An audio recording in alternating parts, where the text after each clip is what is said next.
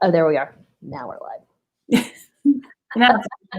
Good morning. Welcome to this edition of Houston Social Media Breakfast. Thank you for joining us today. We are practicing safe social distancing today, considering all the things that are going on currently. We hope that everybody out there is being safe and taking care of yourself. I am your guest host this month, Ann Wynn.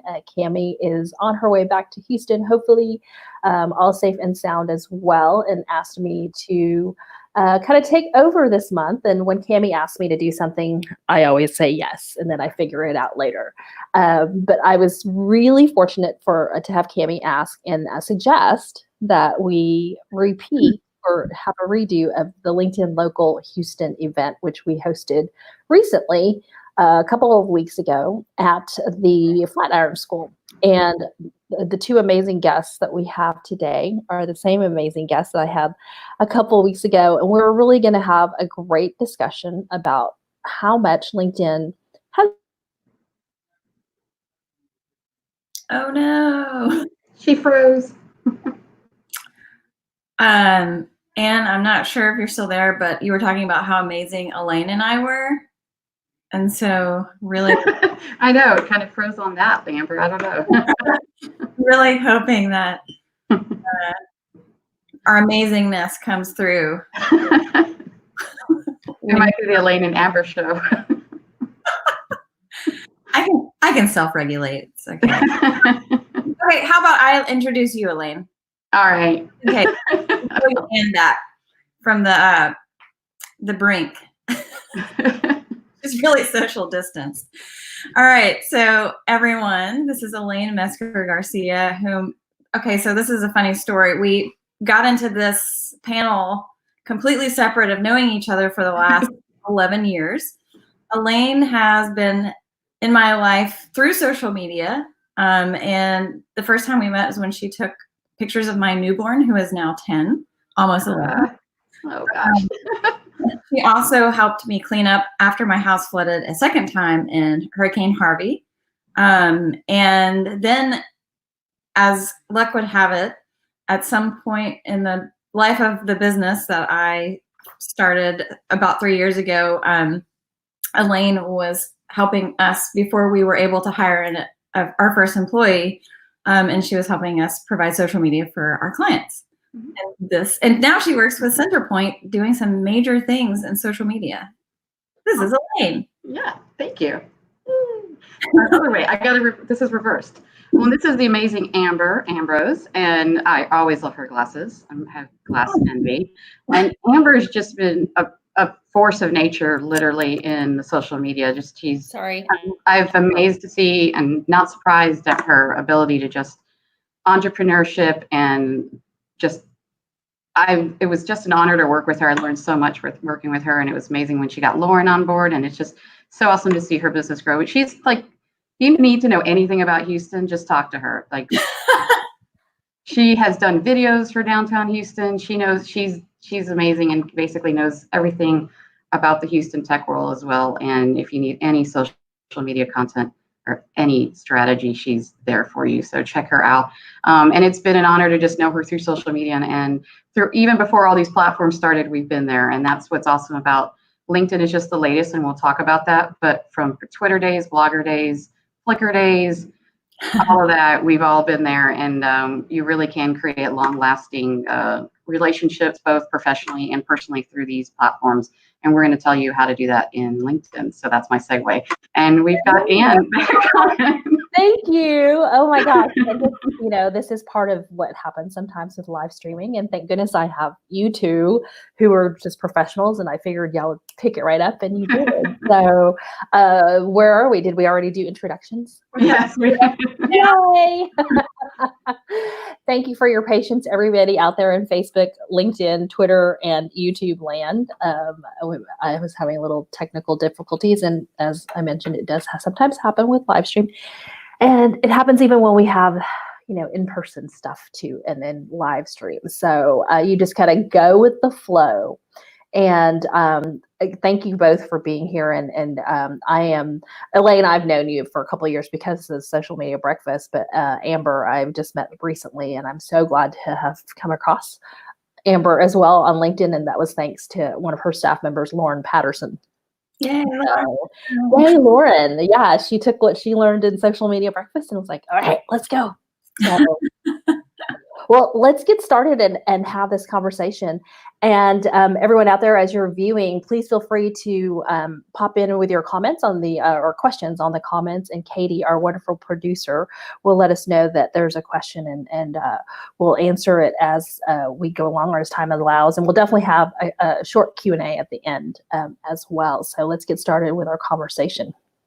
One of the things I was saying before I dropped off because of technical difficulties was that it feels like there has been a renaissance of sorts for LinkedIn recently, because for so long it felt like it had just become this repository for people's resumes, or the only time people really paid attention to it was when they were in need of a job, or there's many recruiters, it seems like, and there are a lot of tools on LinkedIn to help recruiters as well to prospect and find folks. And so it seemed like that's all people were really using it for, or to prospect for business and, send out spam kind of cold call messages a lot. But it seems recently to me, and you two can, correct me or share what your thoughts are, that now people are really focused on building community on LinkedIn, and it's become a really great place for engagement and conversation focused around business, but also getting to know your connections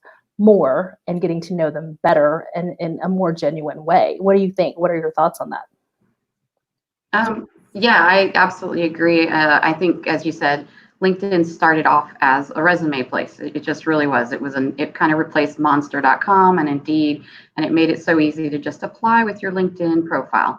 But we all now have jobs. So, it's had to evolve like every other social media platform. And LinkedIn's been really smart about adding all these features, because LinkedIn is constantly evolving. You think Facebook's bad, LinkedIn is worse on adding stuff every few months. And I think now it truly has become that place of genuine connection where, okay, we now have these jobs, and now I'm actually able to connect and make genuine, meaningful connections that are deliberate and not just to sell. They're actually to learn, to share our knowledge, to ask questions, to share posts, to share industry trends, and to meet outside of LinkedIn like we are here, and like you connected with Amber, and kind of go, how can we help each other? And I think also over time, kind of the old school way of thinking was we were very siloed and we can't share what we know because it's competitive. And I think I'm a Gen Xer. I don't know if it's generational, but I think we're more willing to share and compart our knowledge. And the social media platforms are really helping. And Facebook is where we share our pets and our children and our memes. And LinkedIn is where we share our professional lives with genuineness as well. And away from that, this is what I do. I mean, every social media marketer does what I do. How can I make it? Excuse me, my ears are small. How can they are. The authenticity. Should I put that on my LinkedIn? My ears are small.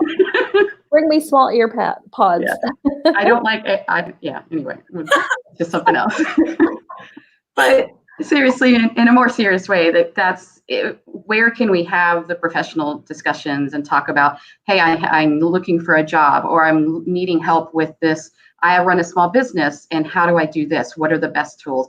And LinkedIn has just kind of evolved into the place where we can have those conversations. So.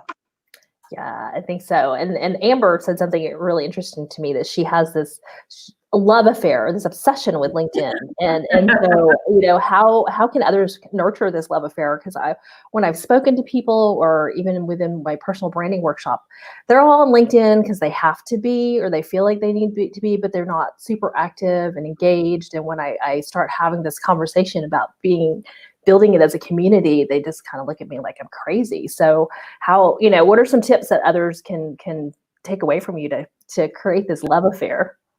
So for me, it's something I truly enjoy.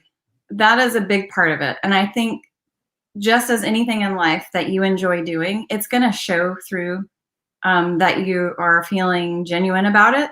So I would say, number one, don't force it if it's not something that you're comfortable with.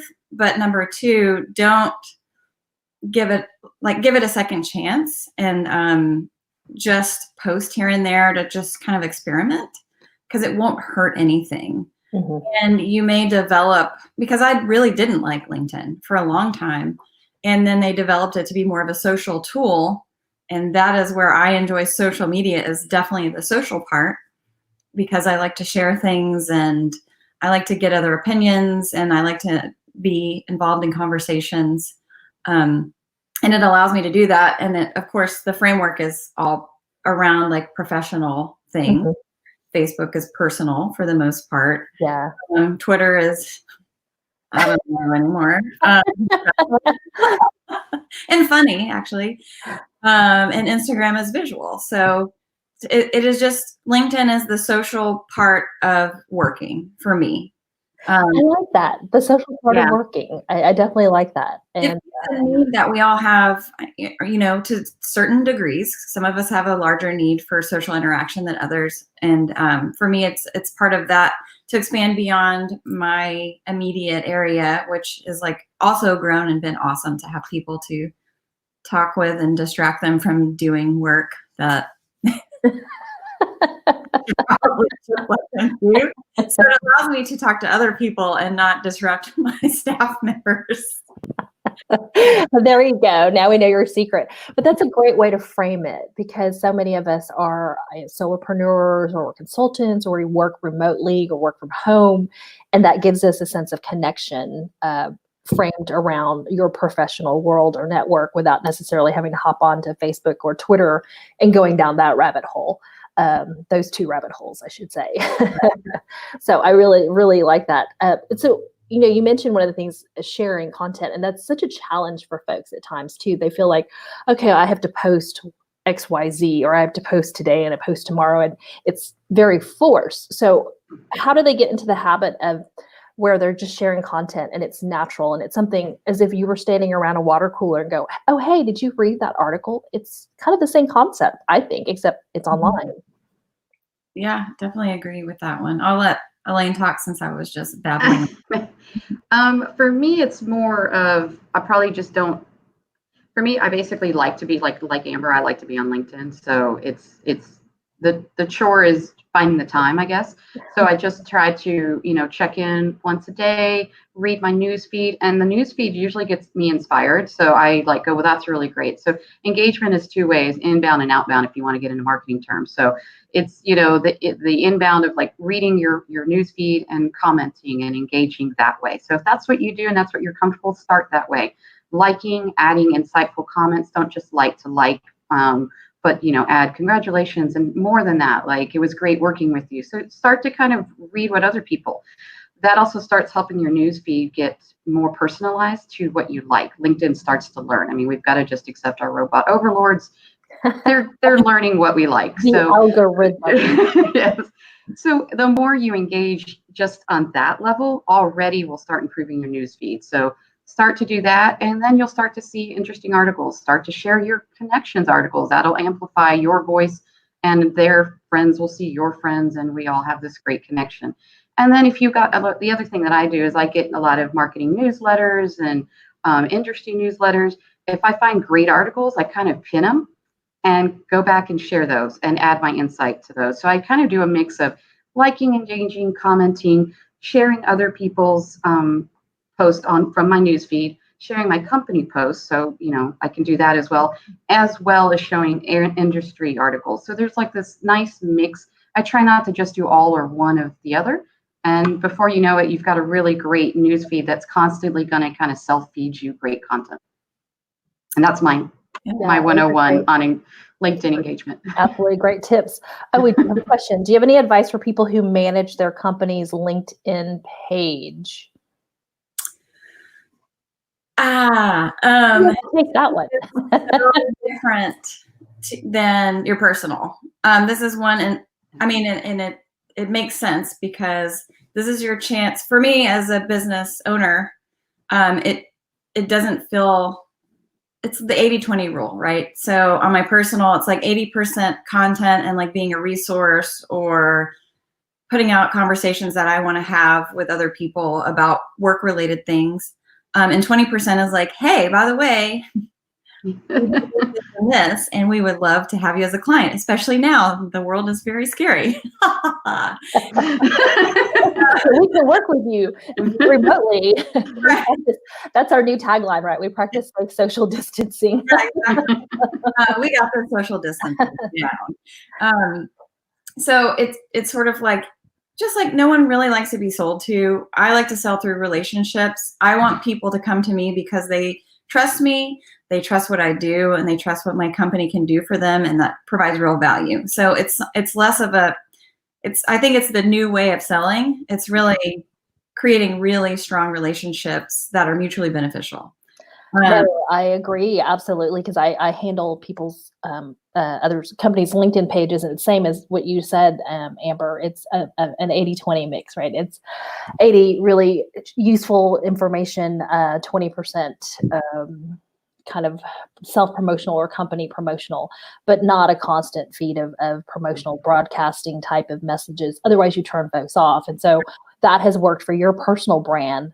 And Montserrat, I apologize if I mispronounce your name. It's, you just translate that into your company brand. So folks view your company brand, agreed, personality as well. And for like, we're at Centerpoint Energy, we do a lot of, also what we find the best engagement, honestly, is not those press releases. We put them out there because they're press releases, right. But we do share our peers' stories. And we share our employee stories, and we do a lot of volunteer work. People love to see themselves. I mean, if we get awards, our employees get awards, our employees go and build houses, they tag themselves, and it's still this showing that for the company, they're doing this great thing. And we love to reward. I mean, it's not even a reward. We're just proud of it.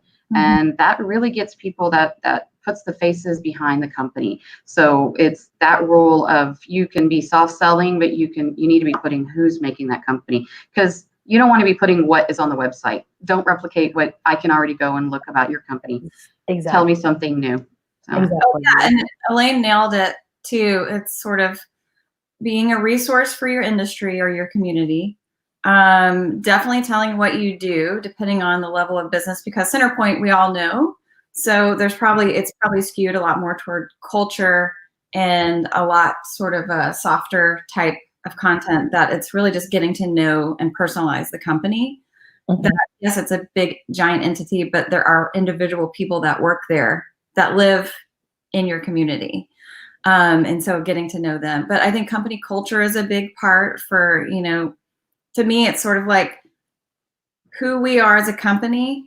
We try to put that, our personality in our values into the posts, because we want to attract companies that share similar values, because we know that we'll work well together with them.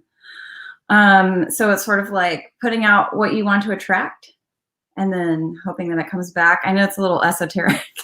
No, but that's it sounds so zen and esoteric, but it works. And you guys go follow Ambrose McDowell Communications on LinkedIn, and you'll see what Amber is talking about.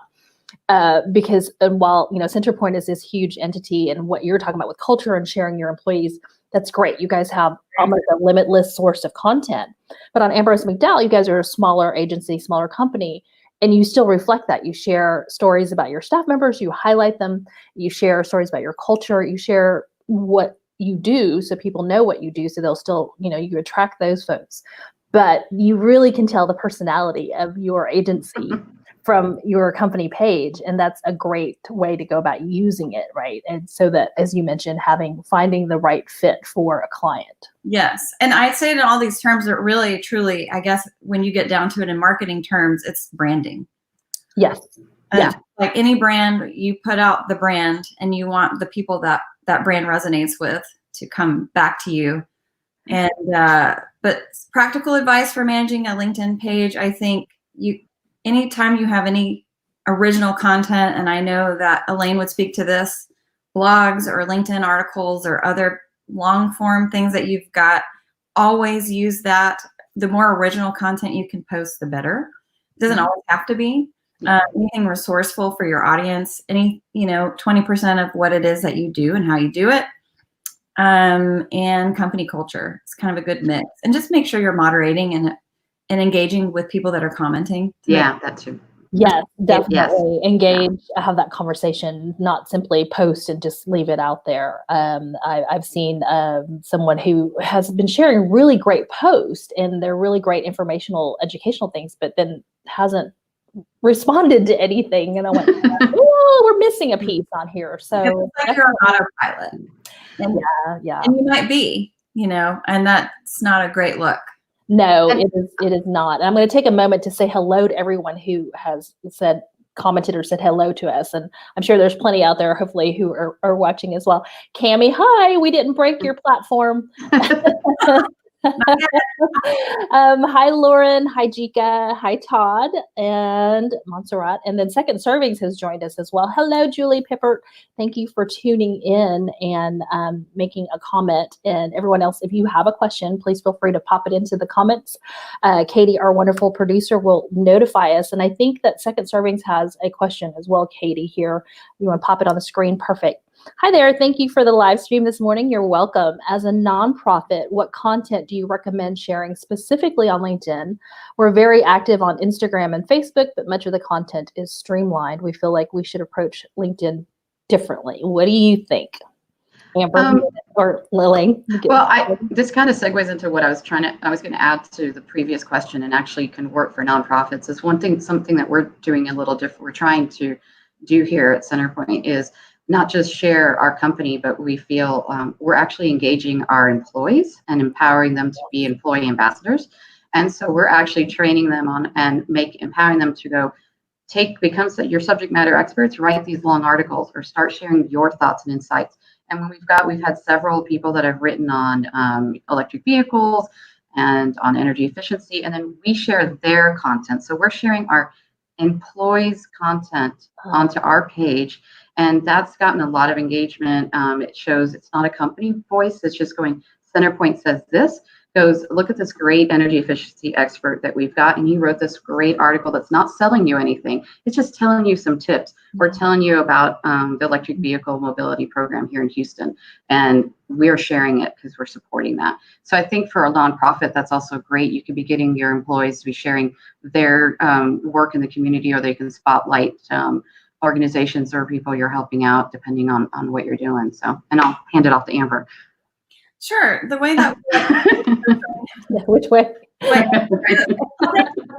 One of these things. It's a second serving. Second serving, exactly. I really need to slow down on the puns. Anyway, no, it's perfect.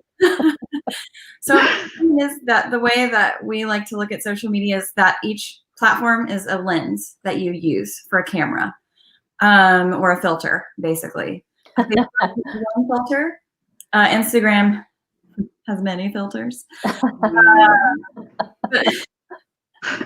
I've had too much coffee. Take away her coffee cup. Obviously, is very visual, so you look for anything visual about what it is that you do or how you can make it visual. LinkedIn is how do you connect to a professional audience on their level. And for nonprofits, I think part of it is talking about matching. If there's some sort of employee matching program, getting people involved as volunteer groups to your company or to your nonprofit, and promoting it whenever you have a group that comes out to help. If it's a volunteer situation, that kind of promoting those elements of how people in the professional world can be involved with your nonprofit. And it's just sort of like, what do you want from that audience? And then mirror that in your content on LinkedIn. Yeah, those are great points, Amber. As many business professionals, we are looking for opportunities to serve a nonprofit or perhaps serve on the board. And so LinkedIn would be a great vehicle or platform for that, where you share those types of stories. For example, sharing stories from your board members or other stakeholders and as to why they got involved with Second Servings and what they hope to help Second Servings achieve. As well as you mentioned, finding the volunteer groups, but also many companies have matching programs that have volunteer hours that they would like their employees to fulfill. And so those are all opportunities to fill that need. And that's a great way to use LinkedIn for your nonprofit organization. Sure. And if it's, you can't fill the timeline with that all the time because there's a lot of things you need to talk about. But another thing that, without overdoing it, is really do some research into what awareness months are going on. Build campaigns around those. Like it's National Optimism Month, which we really need right now. Yeah. And Frost Bank does a great job in building an entire social media campaign around it. That's something that is, it's a lot more, I guess a lot of people would say touchy-feely, but for me, that's who we bank with as a company. And that's how I started following them, was a couple of years ago when they kicked off their National Optimism Month. So it worked to get a customer. So those kind of things too could help nonprofits. If there's something that relates to your nonprofit, build a LinkedIn campaign around it for awareness purposes. Oh, I love that. Absolutely. And you mentioned touchy-feely, but that's what, getting involved with a nonprofit is all about. It's that feel good commitment of helping a nonprofit. And when I advise nonprofits, that's one of the things I tell them. People, use emotion. Emotion is good. It's make people feel really good about helping you or getting involved or engaged with your organization. Especially now. We're all going to need help, and we're all going to need to help each other. Absolutely. Absolutely. Thank you for that question, Second Servings. And if you guys are not familiar with them, please go check them out. They do wonderful work. Just real quick, what they do is they take leftover, say like from a banquet, leftover foods that's not being used, still wrapped up, brand new, and then they take it and help to serve the underserved communities, such as the homeless, because we have so much food left over all the time at events or things. Just think about everything that's left over when you go to an event. So please check them out and support them if you are able to. And then back to you had mentioned earlier before we had the questions, and we've got some more questions and we'll get to them in just a second. You had mentioned being inspired and motivated by your community on LinkedIn. And I really love that because I think, again, often people don't think about finding inspiration and motivation. And how has that translated into success for you personally and for your business? Amber, I'll get started with you. I think because entrepreneurship is very new to me. We are just coming up on year 3. And again, I don't mean to harp on what's happening, but obviously it's top of mind for everyone right now. And so it's funny because you just little things throughout the day. Entrepreneurship for me has been you can start the day here, you end it here. And it's just something that I don't think I ever expected. And it's really great to have a community of people that have been through it. Because, on Facebook, it's different because I do have a lot of entrepreneurs that I'm connected to, but it's a weird personal thing. So I don't want to bring that into that world. So it's a great place to just sort of mention observations or challenges that I've been through and have people chime in and be like, when we were in our second year, we went through the financial crisis of 2008 and it was really scary. Mm-hmm. And we had to do all the, and so it starts another dialogue about learning from other people that have been where you are. Knowing that you're not alone is always a huge, oh my gosh, yes. But you have to be vulnerable enough to be able to admit that you're having problems or struggling, which is hard. And I think it's, thanks to Brene Brown and a whole lot of other people, that is kind of changing. And it's powerful to be able to show people that they're not alone, to admit that you're not alone, and then have it's builds this natural support system because people want to help. Because where you are is not where someone else is, and they can meet you where you are to help you get through something. And that's been extremely helpful to me to get through this journey. That and having an amazing business partner. That helps. Amazing business partner and great staff. And system. It does. Yeah. And what about you, Elaine? How does that translate for you as, say a corporate marketing for your employees too? I know you mentioned the employee advocacy program and previously and the ambassadorship program. I mean, how are you helping them to really use LinkedIn to inspire, motivate them as well? Well, they're actually really, so, we kind of are trying to shift from a culture, especially in a utility and a regulated company with, all these legal mumbo jumbo, Yes. is they didn't always feel like they were empowered to say anything. And so we've actually kind of revamped our social media policy, and I'm a native Houstonian and I'm a CenterPoint Energy customer. And I just joined the company less than 2 years ago, and I did not know everything we did. It's amazing. So it's a way to connect employees from Mississippi, Minnesota, Texas.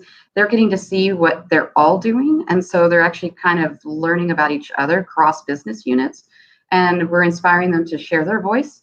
And that's actually it's really exciting to meet with our employees and tell them, we want you to be on LinkedIn. We want you to share this.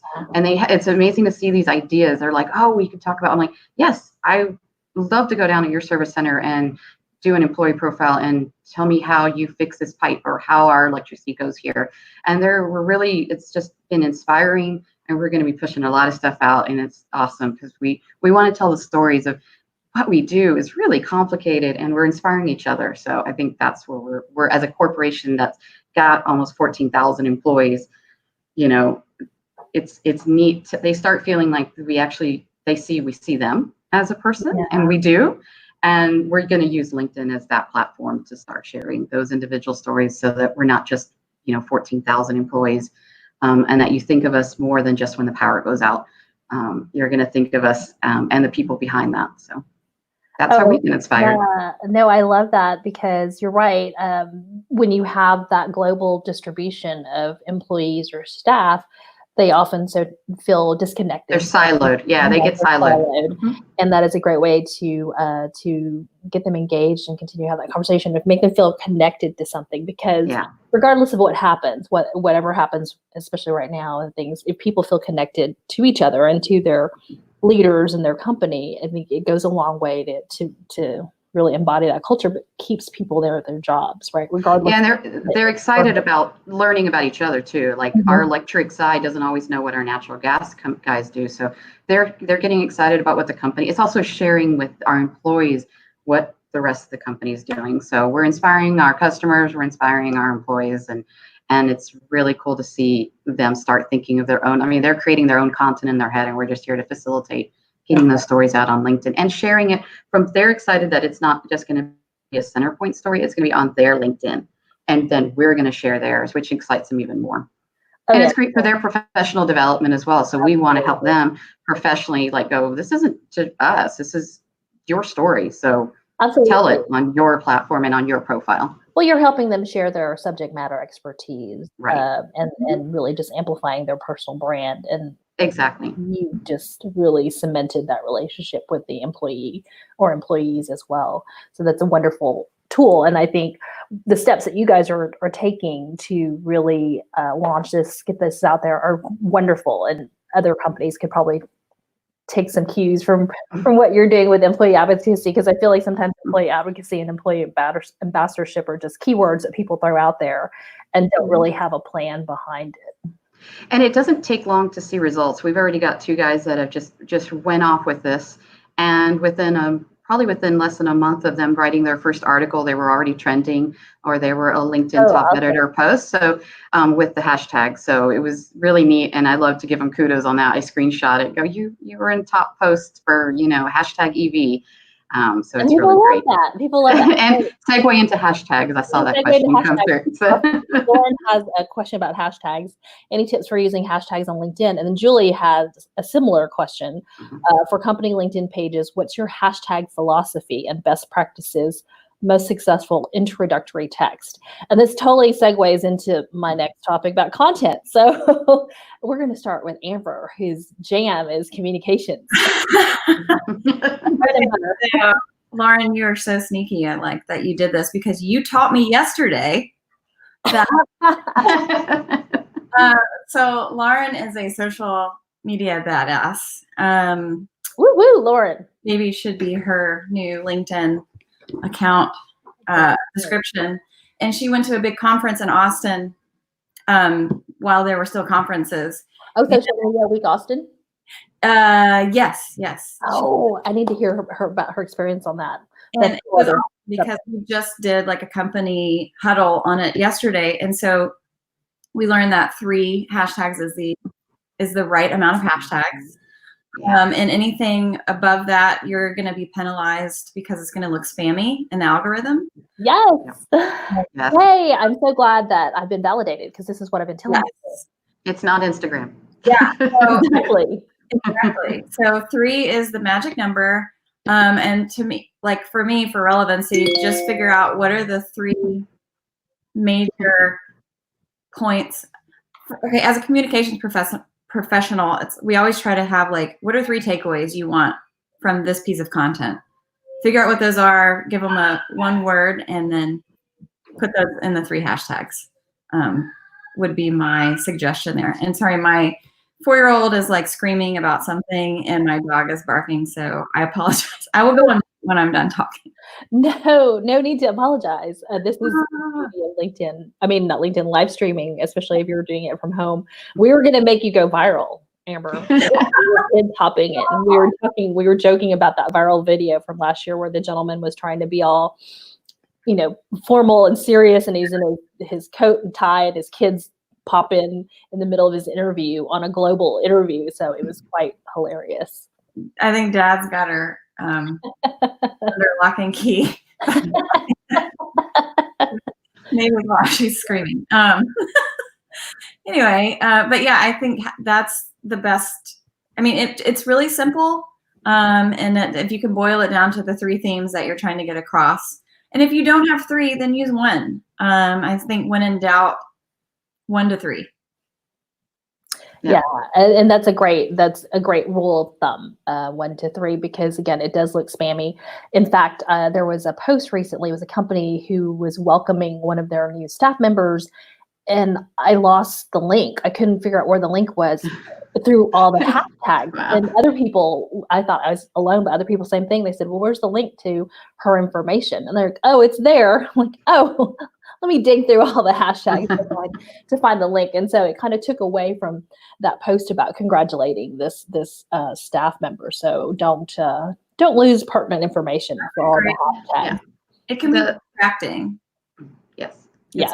The only tip I have there, as well as, again, I agreed completely. We try to do just 3 or less. Is also maybe check those hashtags before you add them to make sure that that's, because maybe LinkedIn is a slightly different hashtag or more relevant hashtag than maybe what traditionally would have been on Twitter. So kind of check and make sure that there's more than just 10 posts on that, unless it's an internal one that maybe, we sometimes use one for our community relations, but yeah, just double check and you can follow hashtags as well. So if you want to follow a hashtag, just like you could follow people, I think you can follow up to 3. You can go in and actually follow a hashtag as well. So you can, if you're interested in a certain topic for your company or industry, you can do that as well to see what other people are saying. And then you can also follow the hashtag rabbit hole and see what other ones are associated, because there could be clusters of associated hashtags as well. Yeah. Yes, that's a great tip for the company to follow the hashtags, because that's a fairly new feature. And yes, fortunately, you can only follow up to 3. Right. But what I love about it is that you can see it in the feed, and LinkedIn will also notify you if something is posted under that hashtag that you're following. But then when you go to that feed for the hashtag, you can respond as the company. Isn't that wonderful? It's something I've been wanting forever. I haven't done that. But on your personal profile, you can follow as many hashtags as you want. I'm sure there's a limit at some point, but I think I'm following something like 30 hashtags right now. Oh, wow. Yes. Well, it helps me organize the topics or the feed that I want to follow. So, but there are relevant hashtags to our industry. It's not hashtag I hate whatever. Sandra says hashtag rabbit hole. I've been there. No, none of us have ever gotten stuck down there. I know that Julie also asked about introductory text. Yes. There's not a hard and fast rule, but I think the quicker you can get, always use it because you want to frame it, whatever that you're posting, but also don't overdo it. I think 1 to 2 sentences max, short, sweet, to the point is always good. Using the language that you would speak in as your company. Yeah. Which is harder said than done, but I always add, and I tell my employees, not my employees, or not but our employees, to add your insight. Why are you sharing that? Yeah. Have one line of I've read this article, and number 3 is something I see every day that show that you're subject matter expert. Or why is it important? Is it about rescue dogs and you have rescue dogs? So 1 to 2 line sentences, totally agree. Don't make it a paragraph. And why are you sharing that? Don't just share without a comment, guys, because that doesn't give me any insight into it. So Yeah. Thank you for When saying in that. doubt, and you find like a really awesome quote or something that stands out to you, just use that. Start there. If you need help, just start there. No, that's a great tip as well. Both of you had great tips, and that's oftentimes if I'm stuck, that's what I'll do too. I'll find a great quote from what I'm sharing. Like, what do you think about this? And then share the content. So let me see if we had any other questions over here. Julie just wanted to make mention the ability to notify employees once a week when you've got a new content. So that is amazing. And if you're not familiar with that, the feature is fairly new again too, and it allows you to notify employees when you have a post that you would like them to share and distribute within their network. However, you are only able to do that once a week, right? yes, once every 7 days. Yes. Every 7 days, Mhm. because obviously you don't want to annoy your employees with these notifications. Oh my God, they want me to share again. What is this? And so, we're going to segue a little bit into content. We've been talking about hashtags, best practices, introductory text. What other tips or best practices for content to share, or original content that they could possibly write on LinkedIn to share? Sorry. No, I think we've kind of talked on it a little bit. Again, we kind of sometimes take white papers, maybe make them articles. So there's just the types of content to me are sharing other LinkedIn connections posts. That's an easy way. Something speaks to you. Always share something that speaks to you. That's again that authenticity and why are you sharing it, or that quote, or that's one of my easiest ways. Going, this is great. Amber posted this great story, and I'm going to share this. Second is news. I get a lot of newsletters, so sometimes I read them quickly at the end of the week and go, hey, this is a great article to share. So some third-party articles and third-party links. And then lastly, if I'm inspired, I'm going to start writing a longer article, because LinkedIn actually gives you prefers, instead of an external blog, they'll actually do precedent on the algorithm to content hosted on their page. So if you have a blog article, you might consider putting it into a LinkedIn article. Those are only on personal ones though, not on company pages at this time. So that would be where you can get your employees to be sharing their longer articles and writing an article on their profile, and then you share it on your company page. So I'm kind of talking about content for personal profiles. And we're going to touch on personal branding here in just a second. Amber, what are your thoughts on that? Yeah, I definitely agree with Elaine. If you've gone through the trouble, or some cases hired a company like Ambrose McDowell Communications. Ambrose McDowell Communications. Here. Sorry. They're so excited. They just want to hire you now. Lauren, stop bothering Amber. Shameless plug. But honestly, if you are paying someone, or a freelancer, or anyone, or someone in your company is taking the time to write an article that takes a lot of time and energy, you can put it on the blog. You should link it to all of your profiles, and then you should copy and paste it, and maybe even change it a little bit for the platform as a LinkedIn article, because it may seem like overdoing it to you, but remember, you are the one who is touching this content the most, so it's going to feel like it's everywhere, but your audience is not everywhere. It's one thing that we like to talk about to our clients. They're like, well, we just posted that 2 weeks ago. I'm like, okay, but as a user, when you're looking at your timeline, do you think they're going to remember that we posted that 2 weeks ago? No. And I mean, you're not that special. I want you to think you're special, but in a way, it's just the repetition that's kind of, and the access. So don't be afraid to put it everywhere. It's okay, because you're going to have different audiences, and the people that are following you that really do appreciate what you're doing and or really like your brand aren't going to mind that you posted this in 2 different places. Mm-hmm. Absolutely. And as you mentioned, the algorithm and the feed, somebody may have missed it. I mean, I'm sure that I miss a lot of things that either of you share. Elaine just recently, again, probably due to the employee ambassadorship program, about advocacy program, I thought, oh, I'm seeing more of Elaine's stuff. This is great. So people do miss it as well, or it's not there all day long. And on LinkedIn, unfortunately, it's not that easy to go back and find what you posted in the past, Right. someone else's activity. We were just speaking of this in the personal branding workshop last night. And so don't be afraid to share it. And just another tip that I've been doing recently, one of the companies that I work with, the company president has taken and repurposed, or actually I have, repurposed content, blog posts that was on their company website previously that he had written. It wasn't, it was definitely his work still, but we then shared it as a LinkedIn article on his personal profile with some updates and a call to action and things like that. And it's just phenomenal engagement for him, and then just sharing that information. And the blog posts are all great educational types of content, and not, hey, come buy stuff from us. And so that's another way for, company leaders or employees within companies to then have that engagement and amplify their personal brand. And so, we talk about personal branding, and it is important whether you are an employee or whether you're an entrepreneur or have your own business or consultant. You still need to get your personal brand out there. And Amber, I'm going to ask you to give folks some tips about how to take that content and share it or create it and really amplify your personal brand. What else can they do? Yeah. So one thing is I'm a writer by trade. So this is what I started a company on. And as all of you, or a lot of you out there probably watching right now, understand that sometimes what you get into business for doesn't end up what you do on a day-to-day basis, because if you're growing it, really doesn't make sense for me to be spending 7 hours a day writing content. Though it's where, it's my true love, I guess. But I don't have a lot of time to write these long LinkedIn articles. So the irony of me telling you to do it is really funny. I haven't written one yet. I've got one in draft.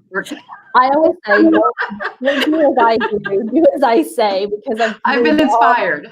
We're also busy helping our clients and our company do things that we don't do ourselves.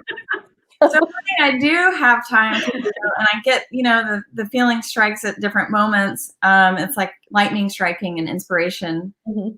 Don't let it go. I had a rough week a couple weeks ago, and it wasn't rough for any particular reason. It's just because, all of us have rough weeks, and I was feeling pulled in 1,000 different directions. And I was writing a lot of content, so I was getting other stuff, just, how it is. And there was a day in which, like, the 4 other people that work with me, completely individual of one another, reached out in a private way to ask me how they could help. And it really touched me. And so that was something, again, and it's actually true, that I never expected to start a company and like build this village of really amazing people that we have each other's backs. And it was a great reminder at the end of a crazy week. And it was something I'm feeling really grateful for. And I put that into words, not as an article, but just as a post, because it just really struck me. And I thought someone else out there probably feels the same way. Yeah. And it's not a perspective I see a lot of. And so it felt very genuine for me to share that. So when you have an observation, or you take a moment and you're kind of struck with something that you feel grateful about, or something that you've been through that turned around in a different way or showed you a new perspective, if you can put that into words, you don't have to make an article out of it. Yeah, you can just do a post. That's actually another thing I love about LinkedIn. It doesn't have to be like Facebook or Instagram. It can be just words. And it can be something meaningful to you. It doesn't have to go with like a funny GIF, although I do love GIFs. But I do too. As you can tell from our private messages, I keep sending y'all gifts. Right. It prioritizes content even when there's not like media attached to it. So it's really good for that kind of, for me, momentary observations that you're just like, man, I want to share this with people. But that speaks to your brand too. I mean, when I read your posts, and even before I met you in person, I knew what kind of a person you were. I had an idea, and it helped me to go, oh, I really want to meet Amber in person now and really get to know her more so, because you've portrayed your brand so authentically. And we really need to find another word. We use authentically so often. But you're so genuine. I knew it was you. So when I met you, it wasn't surprising to me. Does that make sense? Yeah, But it also attracted me to knowing that I wanted to be connected to you and find out more about you and your company and what you're doing. And it's sort of the high risk, high reward. The risk is putting myself out there in a very authentic way. And, it's scary for anyone. I have just gotten to the point where I think life is too short for me to give a I'll try to be more. I don't think there's a delay. I don't think Katie has. Exactly. That it was sort of like I am in business who I am in life. I can't. I spent a lot of time trying to cover up tattoos or wear my hair a certain way or wear the clothes that I didn't feel comfortable in, and that's part of why I was like, you know what, I am gonna. In my company, I'm going to be me, because if I'm not, I'm going to spend 40 hours plus a week being someone else, and that will kill you on the inside. Yes. I don't want to be on the inside. Exactly. Yeah. But also when folks meet you, they're like, wait, there's a disconnect. I mean, one of the best compliments that I can ever get is when I finally meet someone in person, they're like, you're exactly as you are online. And I'm going, well, why would I not be? That's a great way to put it. And I think that's a whole other psychology of covering yourself. We could have a whole other conversation. Ask us back on Social Media Breakfast, Cami, so we can have that whole conversation. And it really is about having security in who you are and having faith in yourself, which, again, always sounds sort of like these soft topics, but it will help you in business. It will help you to be able to talk about yourself, talk to others online as if you would in real life, and offer the things that only you can offer.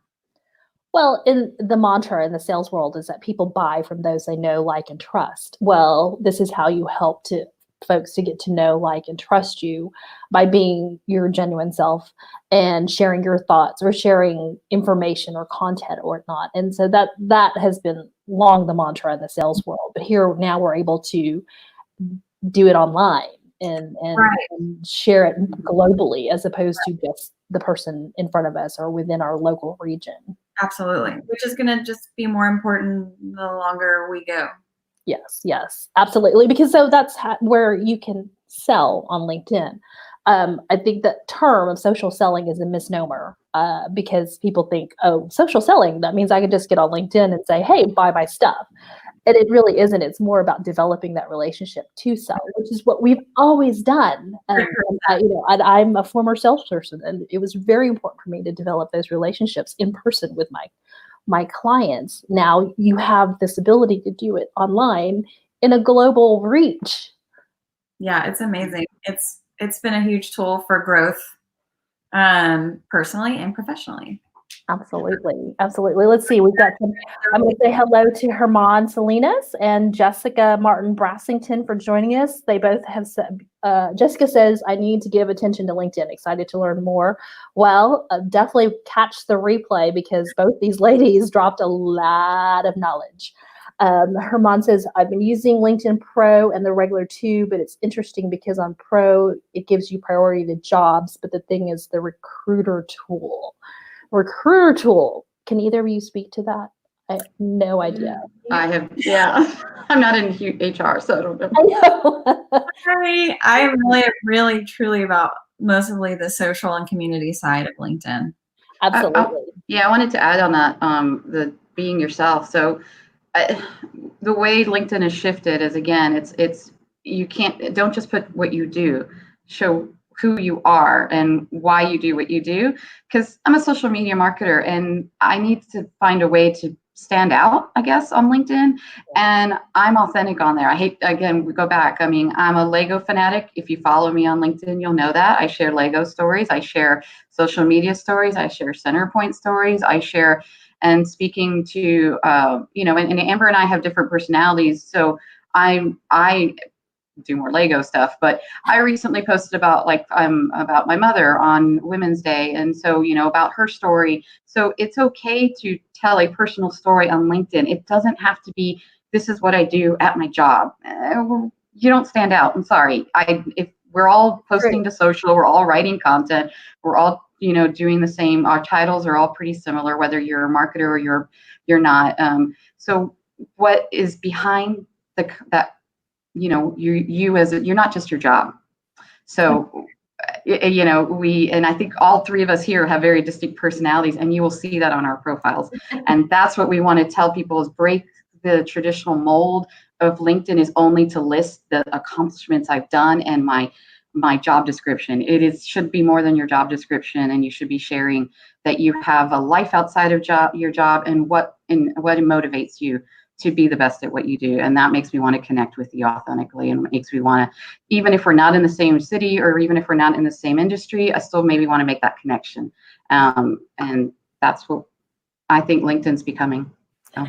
And I really quick too, that I know a lot of people that don't feel completely comfortable sharing so much of themselves, because that is part of their personality to be more private. And I want to also say that is also totally okay. Absolutely. There are other ways that you can use LinkedIn where you don't have to be struck by lightning and feel like you need to give this whole emotional appeal. That's just the way I am. And everybody's different. You may be more introverted. You may not feel comfortable sharing those moments with other people, and that's okay too. There is a way for you to interact that is meaningful. You will find it. And I think we did this at the LinkedIn Local that we haven't actually been able to talk about here, but really it's just by being on the platform, even starting at 5 minutes a day, seeing what people are doing and posting, what resonates with you. You can like it and leave a comment, and it's not about you. Yeah. It's really just engaging in a conversation. So I don't want to make it sound like you have to be this person who's constantly putting stuff up on an emotional level or about yourself. There are other ways to use it. And I've even had people reach out in private messages to talk to me one-on-one about something. So you can even do that, which makes it even more intimate. Absolutely. And a stronger connection. No, thank you. I'm glad you mentioned that, because you're right. We did talk about that a little bit in the live discussion we had a couple of weeks ago. And thanks, Russia, for your comment that you're not just your job. I love it as well. But you're right. If you still do what's comfortable for you, you're comfortable. Yeah, it's your personality. So your personality. If we're introverts, we're extroverts. This is my first live stream. I hate being on the camera. I'm pushing the boundaries. I said yes, right? But you will not see live stream videos of me on my Facebook or LinkedIn, guys. I will be filming the video. Live stream, Elaine. And this is what I love about live streaming. And people, oh my God, I'm a video, but it's still having a conversation. You just happen to be doing it virtually. I have to stare at myself. I'm not sure. I keep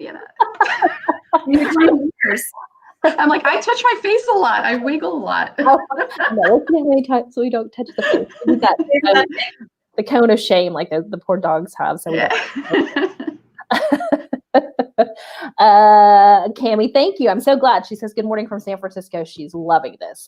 I told you I would try not to break your community. No, but I'm always honored when Cami asked me to take care of her social media community, social media breakfast community, because it's such an important community to her and to me as well. And we are coming to the end of our hour. As always, it's just so fun to talk about all this stuff with you guys, and we can just continue to talk. And for those out there viewing, please pop in your questions if you would like, some great words of wisdom from Elaine and Amber. You're killing it, Elaine. You are. You are. Like I said, I would not have known that this was your first live stream. Absolutely. Oh, good question. Yeah. LinkedIn Premium worth the monthly fee? I wouldn't know. I've never used it. So No. I have never used it either. I actually, I think not the trick, but I think adding, and this is from personal experience, truly starting to engage and following my own words of like, I'm telling people to do this, so I need to follow it as well. is the more I engage, the more I start to post, the more I start to share, and the more I start to leave comments, my algorithm and my experience on LinkedIn improves. I start to truly see what's interesting to me. I start to make better connections, and that I don't think that premium is required at that point. If you put that little extra effort, save yourself the money and put, maybe spend money on time instead of actual physical money. And God, that was cheesy, but you know what I mean. Invest in time instead of the premium and try that out and see if you can start making better connections and finding better content and more useful content, I think is my advice. No, great advice. And I don't even know what the monthly fee is anymore. It's like $50 a month at this point, or 70 or 60. Yeah, it's at least $600 a year. Is that worth it? Your time is worth more than that. And I agree with what you said. Invest in that time to really engage and have the conversation. Now, that being said, I'm sure there are tools that perhaps a recruiter needs. Or right. Yeah, exactly. It depends on. Mm-hmm. Or if you're in sales, and you can get a little bit more metrics behind who you're connecting. If you're trying to, so yeah, that's just not my experience. I don't want to speak to that, but just as a general, if you're not specifically a recruiter or sales, then. Yeah, I mean, there are specific tools that are helpful, but for the majority of folks that I know and connect with on LinkedIn Premium has not been that beneficial of a tool, unless you're in one of the other two. So what are your thoughts on it? I know you mentioned you weren't on LinkedIn Premium either, Amber. I don't know, because I think it just depends on what you need. For my personal right now objectives, it's not something that I've even ever considered. Yeah, exactly. So, I can't believe this hour has gone by so fast. Any last thoughts that you guys would like to leave our audience with? I think it's really important now more than ever to keep relationships warm and to see where we can support. Hold on 1 minute, I'm almost done. They're like sliding through the door for me. They're like, Mom, you said an hour. It's an hour. And because there's a lot of uncertainty right now, and we don't know when we're going to be able to take coffee or whatever. Do it virtually. Make it a point, the time that you're not commuting, or the time that you are not having to drive to a meeting, to potentially just sort of nurture your LinkedIn presence, or see what other people are doing, engage in some conversations, and see where it takes you. Awesome. Elaine, you would like just try to find that what you're comfortable with. So, if you're not a writer, don't write long articles. Just find your comfort and ease yourself into LinkedIn and start. One of the things that we do before we even ask our employee ambassadors to start connecting is we do a profile audit. And so one of the first tips that I would do is look at, before you even start engaging, because as you start to engage, more people are going to start looking at your profile. Is your profile exciting? I mean, and it doesn't even have to be exciting. Does it still look like a resume? Unless you're a job seeker, there's ways to, have an engaging image, have a good headshot, make people want to linger a little longer and learn more about you and want to connect. So work on your profile and then start engaging. So just make sure that it's up to date and it doesn't just sound like your job description. Oh, I can't have a glamour shot from 20 years ago? Well, if it's part of your brand, go for it. It is. Yeah. The hair flying. So think about that headline. My headline isn't just my job title. It's in there, but it tells me a little bit more. And my about, I really tell people to focus on your headline and your about, because that's above the fold and that's what's going to make people stop. So get a good banner image so it's not that traditional blue LinkedIn that everybody has with the little swirls. With the little swirls and the find something else. Take a cell phone picture of your, of your coffee cup, but if that speaks to you. Look at your profiles and then start engaging at the comfort level and the time that you have. I love it. I'm going to take the words that Amber said when we did our LinkedIn local in person. Just do it. Just get out there and just do it. Get started and don't be afraid to just do it. And with that, thank you so much to both of you for coming on and having this conversation. I know that it's time out of your day, and I absolutely appreciate it. And both of you are wonderful in sharing your knowledge. Yep, just do it. Okay, Nike, don't sue us. Okay. Yeah. It's not copyright infringement, right? But again, I really appreciate both of you coming on. I couldn't have thought of two better guests to have to talk about LinkedIn. And everyone out there for viewing, thank you so much for tuning in. If you have additional questions, please feel free to connect with Amber or Elaine or myself. We will put our LinkedIn profile links in the comments below so you can connect with us on LinkedIn, since we've been talking about LinkedIn. Happy to answer any additional questions that And when you request a connection, make sure you add a note that you connected because I saw you on Social Media Breakfast Houston. So. Absolutely. Oh, we didn't even get to talk on that, but just real quick too. Yeah, absolutely add a note, because last night I did a workshop and one of my attendees had already sent a connection request, but I didn't know who he was because he didn't include a note saying, hey, I'm going to be attending your workshop. I'd love to connect with you ahead of time. And so when we were in there, he goes, yeah, I tried to connect with you. And I looked and said, sure enough, it was from a week ago. And I said, well, you didn't leave me a note. I didn't know who you were. Right. So definitely always write a brief note. And again, thank you very much. Thank you to everyone tuning in today. Thank you, Cammie, for the opportunity to have us on today.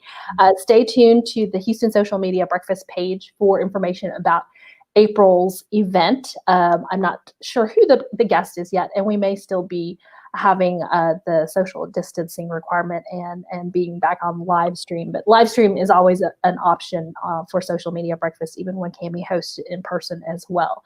Everyone have a wonderful weekend. Be safe. All right. Bye. Bye.